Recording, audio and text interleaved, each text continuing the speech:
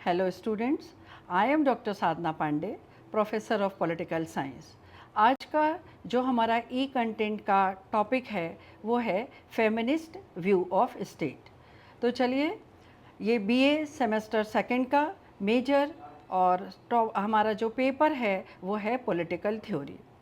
इसमें सबसे पहले हम जिन टॉपिक्स को कवर करेंगे उसमें लर्निंग आउटकम्स क्या हैं इस कंटेंट के, और पहले जो प्रीवियस टॉपिक है उसका लिंक हम आपसे साथ शेयर करेंगे।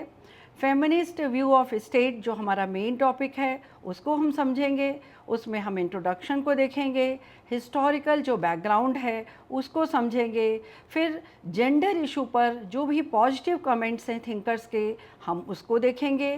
फेमिनिस्ट जो रिनाउंड थिंकर्स हैं उनकी राइटिंग्स हैं उनको हम समझेंगे, और जो टाइप ऑफ फेमिनिस्ट है जिसमें हम डिफरेंट वेव्स ऑफ फेमिनिज्म हैं उसको समझेंगे डिटेल में, और फाइनली जो समरी है इस कंटेंट की उसको हम देखेंगे, और रेफरेंसेस हैं, साथ में कुछ प्रोग्रेस एक्सरसाइज हैं कि आपने इस पूरे ई कंटेंट को जब पढ़ा समझा तो जो एक 5 क्वेश्चंस इसमें मैंने रखे हैं जिससे आप इस पूरा जो रिवीजन है आपका वो हो पाएगा। तो चलिए आज हम शुरू करते हैं कि सबसे पहले ये जो फेमिनिस्ट व्यू ऑफ स्टेट है इस टॉपिक को जब हम पढ़ेंगे तो हम इससे क्या क्या समझ पाएंगे। पहली चीज़ कि हमारी better is understand the feminist view and traditions in political theory. फिर जो know important feminist scholars and their views, understand the different types and waves of feminism, or with all these points it will also be understood what should be the role of state towards gender discrimination which is the demand of feminist movement। ये बहुत important topic है कि हम historical background से समझते हुए आएंगे कि किस तरीके से gender issue कैसे अलग अलग समय में थ्योरिस्ट या थिंकर्स के द्वारा उस पर क्या क्या व्यू पॉइंट रहे। अब अगर हम पिछले जो हमारा कंटेंट था उससे हम इसको कोरिलेट करें और समझें तो सबसे पहले हमने पढ़ा था लिबरल व्यू ऑफ स्टेट, जिसका ई कंटेंट मैंने आपके साथ शेयर भी किया। जो लिबरल व्यू ऑफ स्टेट है उसमें हम ये देखते हैं कि स्टेट का इंटरफियरेंस इंडिविजुअल के मैटर में मिनिमम होना चाहिए। स्टेट को टोटली प्रोहिबिट नहीं किया गया इसमें, लेकिन स्टेट इंटरवेंशन को मिनिमम, इंडिविजुअल का जो एंड है और स्टेट जो है एक मीन्स के तौर पर इसमें काम करता है, जो ई कंटेंट मेरे द्वारा पहले भी शेयर किया गया है।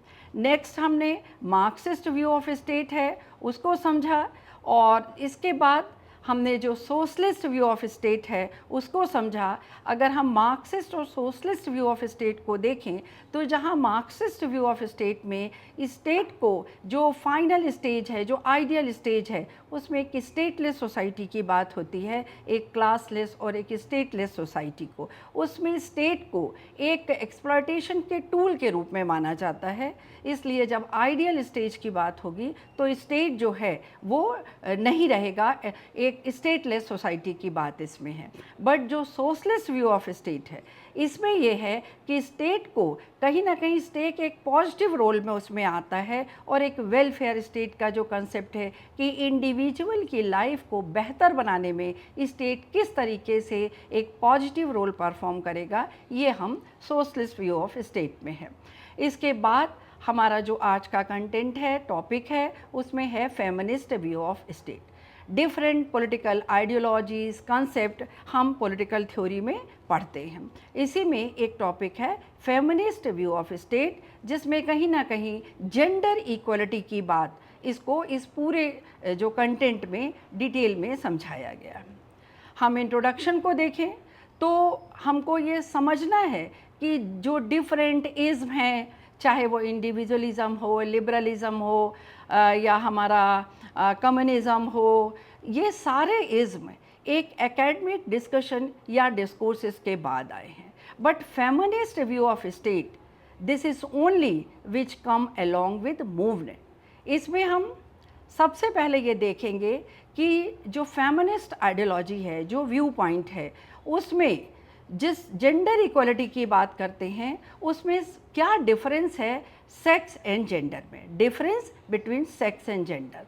इसमें सबसे पहले हम बताएं कि सेक्स को अगर हम देखें तो sex refer to the different biological characteristic of male and female.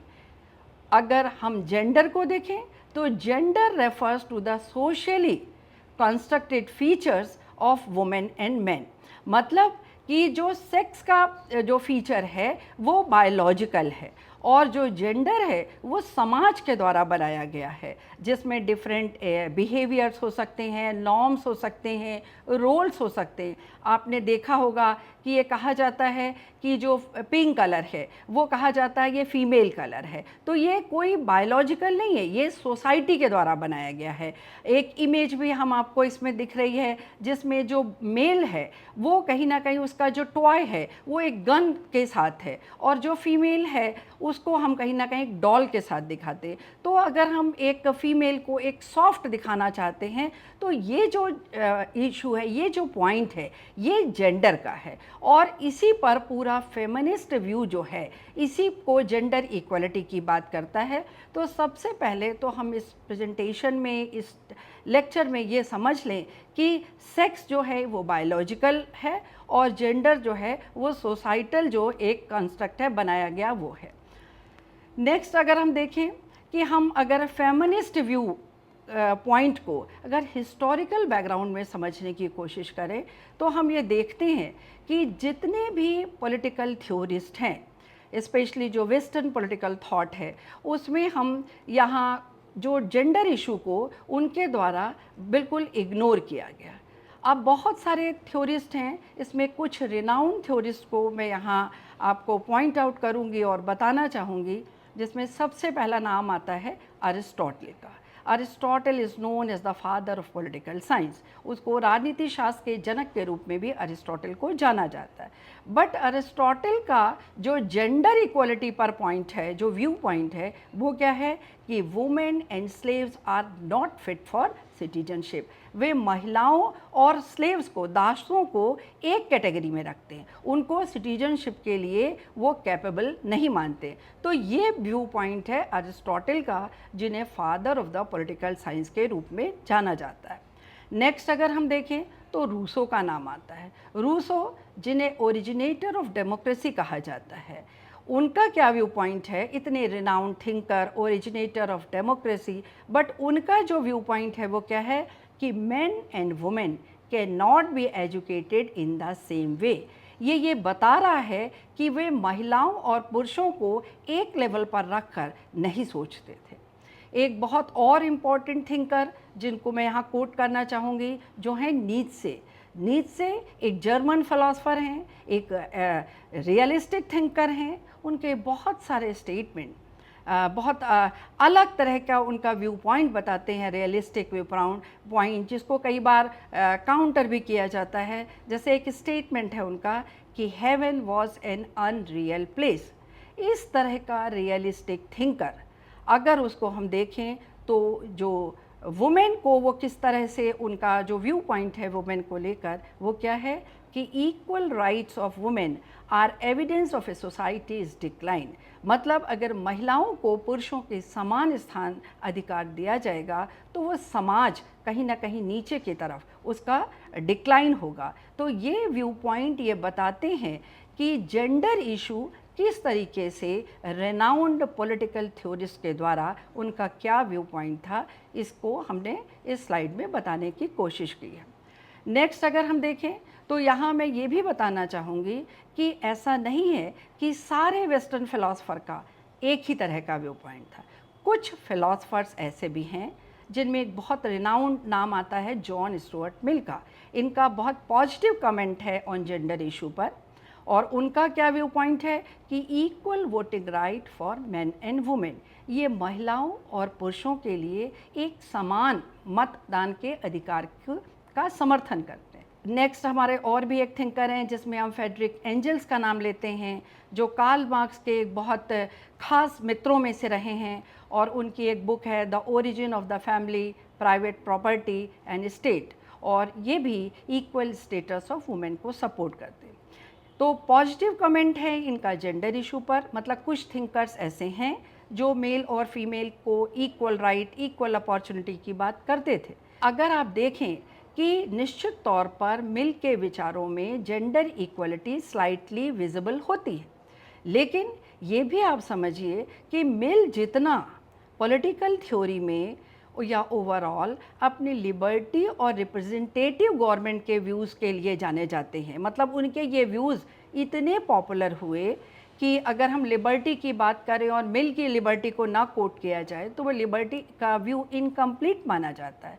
तो शायद जेंडर इशू पर या एक वुमेन और मेल और फीमेल इक्वालिटी का उनका जो व्यू पॉइंट है वो उस तरीके से पॉपुलर नहीं हुआ। अमेरिका में महिलाओं को मताधिकार 1920 में मिला।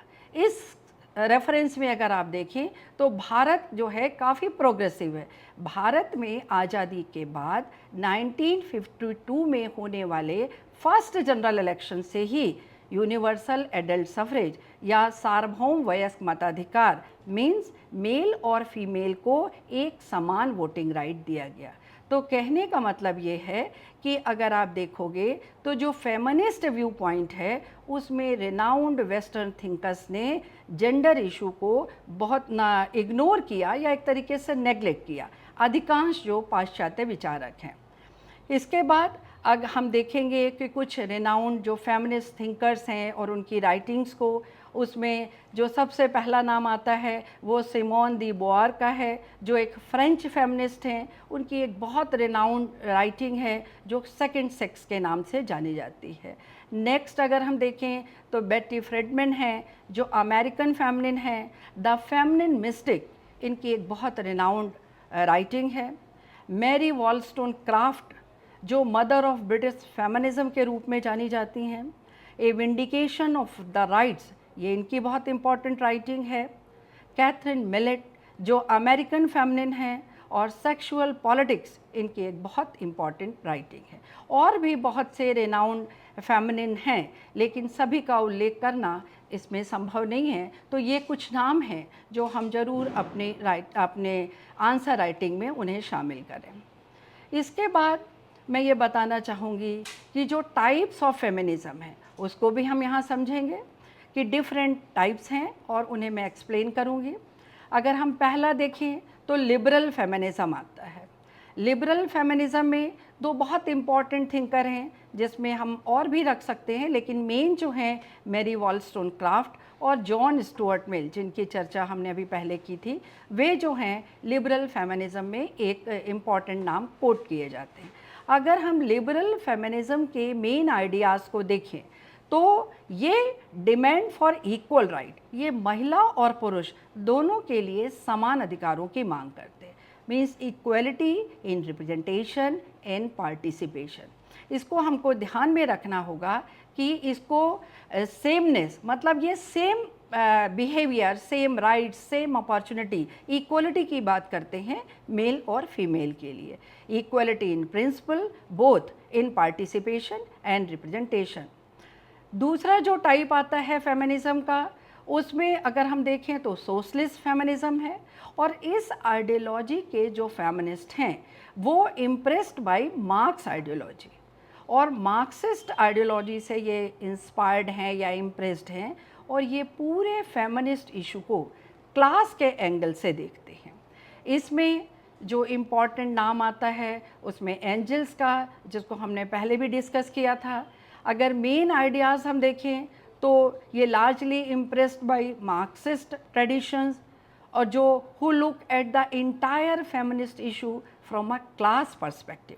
मार्क्सिस्ट आइडियोलॉजी में क्लास पर काफ़ी ज़्यादा फोकस है, सेंटर है क्लास का, और इक्वल स्टेटस की डिमांड करते हैं ये वुमेन के लिए। Both liberal and socialist view of feminism can also be seen as the first wave of feminism.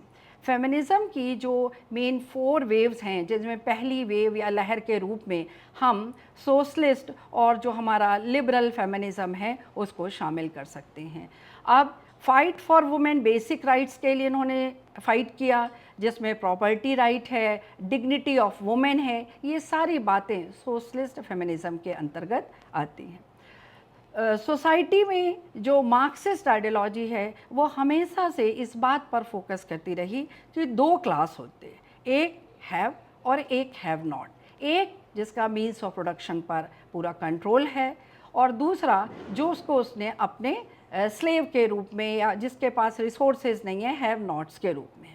और ये जो सोशलिस्ट फेमिनिज्म है ये बेसिकली मार्क्सिस्ट ट्रेडिशन से इनका इम्प्रेस्ड हैं और इन्होंने पूरे जेंडर इशू को कहीं ना कहीं एक क्लास के एंगल से देखा और वुमेन को उन्होंने वो क्लास माना जो हैव नॉट्स में है और वो हमेशा उनका एक्सप्लॉयटेशन हुआ और जेंडर डिस्क्रिमिनेशन हुआ उनके साथ। और ये मानते हैं, जिसमें एंजल्स का नाम मेन लिया जाता है, कि जब आइडियल स्टेज आएगी उस आइडियल स्टेज में एक स्टेटलेस और साथ ही साथ एक क्लासलेस सोसाइटी होगी और फिर जो वुमेन का जो एक हैव नॉट क्लास में वो आती हैं वो क्लास ख़त्म होगा और एक classless society equal status male female का होगा। तो इस तरीके से ये सोशलिस्ट फेमिनिज्म है और लिबरल और सोशलिस्ट फेमिनिज्म को हम फर्स्ट वेव ऑफ फेमिनिज्म के रूप में भी रख सकते हैं। नेक्स्ट अगर हम देखें तो रेडिकल फेमिनिज्म एक बहुत इम्पॉर्टेंट टाइप के रूप में आता है और 70s एंड 80s में इन्होंने इंटायर फेमिनिस्ट मूवमेंट में एक न्यू एजेंडा सेट किया। वो क्या था कि एक कैरोल हैनिश एक बहुत इम्पॉर्टेंट फेमिनिस्ट थिंकर हैं और उनका एक आर्टिकल आया जो था, एक स्लोगन था कि पर्सनल इज़ पॉलिटिकल। और सिमोन डी बोअर जो सेकंड सेक्स जिनकी एक बहुत रिनाउंड राइटिंग है और इन लोगों का जो मेन आइडिया था वो ये था, क्रिटिसाइजिंग द पैट्रियार्कल और male dominated society, demand of reproduction right और इसमें डिस्क्रिमिनेशन, एक्सप्लॉयटेशन, पावर डायनामिक्स, ये सारी बातें रेडिकल फेमिनिज्म में थी। कहने का मतलब रेडिकल फेमिनिज्म को सेकंड वेव ऑफ फेमिनिज्म के रूप में जाना जाता है। अगर हम देखें तो खाली इसमें उन्होंने ये बताया, जो पर्सनल इज पॉलिटिकल उनका एक स्टेटमेंट था, एक ऐसे था कि ओनली जो पॉलिटिक्स को ही पब्लिक स्फीयर में नहीं माना जा सकता। Mainly this tag line connect to family settings कि जो एक्सप्लॉयटेशन है वुमेन्स का उसकी शुरुआत कहीं ना कहीं फैमिली से होती है और कहीं ना पैट्रियार्कल और मेल डोमिनेटेड जो सोसाइटी है उस पर उनका काफ़ी अटैक था। अगर हम देखें तो इस सेकेंड वेव ऑफ फेमिनिज्म में जो रेडिकल फेमिनिज्म है, instead of arguing sameness they started arguing for difference. मतलब उन्होंने अब ये डिमांड स्टार्ट की कि हमको सेम ट्रीटमेंट नहीं चाहिए मेल और फीमेल को एक सा, हमको अब एक डिफरेंट ट्रीटमेंट चाहिए, हमें एक्स्ट्रा बेनिफिट चाहिए, हमें एक्स्ट्रा सपोर्ट चाहिए। दे आर, चूँकि they are different in society biological, therefore they needs a different treatment. एक डिबेट शुरू हुई, सेमनेस वर्सेस डिफरेंस। अगर हम देखें तो फर्स्ट वेव ऑफ फेमिनिज्म जो लिबरल और सोशलिस्ट फेमिनिज्म था वो सेमनेस की डिमांड कर रहा था, बट रेडिकल फेमिनिज्म जिसे सेकंड वेव ऑफ फेमिनिज्म भी जाना जाता है वो डिफरेंस पर उसका फोकस था।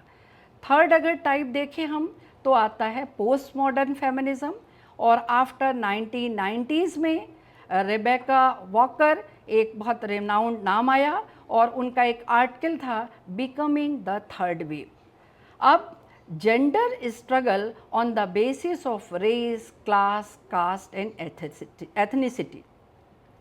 मतलब अगर हम देखें तो सेकेंड वेव ऑफ फेमिनिज्म का कोर आइडिया था कि women operation common to all women. अब इस जो पोस्ट मॉडर्न फेमिनिज्म है जो 1990s का है, इसमें उन्होंने डाइवर्सिटी पर फोकस किया।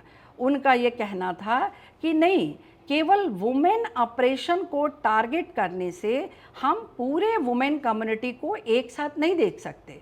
इसमें उन्होंने डाइवर्सिटी पर फोकस किया, जिसमें निकल के आया ब्लैक फेमिनिज्म, दलित फेमिनिज्म, पोस्ट कॉलोनियल फेमिनिज्म, इसमें आपका इको फेमिनिज्म, ये सारे जो हैं वो थर्ड वेव ऑफ फेमिनिज्म के अंतर्गत आते हैं।